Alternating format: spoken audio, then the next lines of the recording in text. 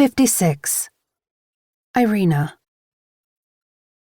Scar was pissed. His obsidian glare made things clench in my stomach that shouldn't have responded to his anger, and the rougher side of the man who always anticipated my needs and gave me exactly what I needed.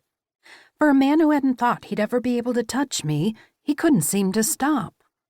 I glanced over at him, ignoring our ugly surroundings, as my eyes zeroed in on the dusting of butterflies that climbed up the side of his neck.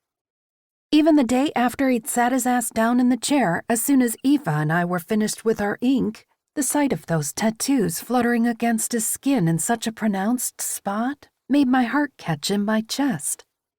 Only the knowledge that the ink was for me, and she hadn't actually touched his skin, made me able to tolerate how close the tattoo artist had been to him yesterday.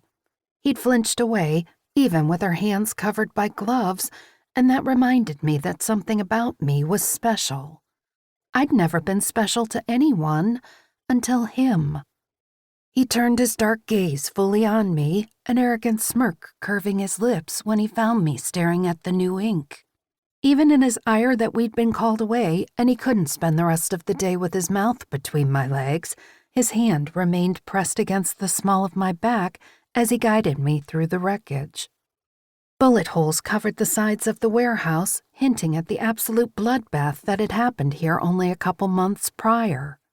Sadie and Enzo weren't fazed by the signs of violence in the warehouse they now owned, stepping over the carnage as if they'd done it 100 times. "Nothing says cozy and welcoming like bullet holes and shattered glass," Scar muttered, his irritation showing through in the frustrated words. "What's wrong with you?" I asked, staring at him. Madison walked at my side, her eyes wide as she witnessed the other side of what Murphy and his men were capable of.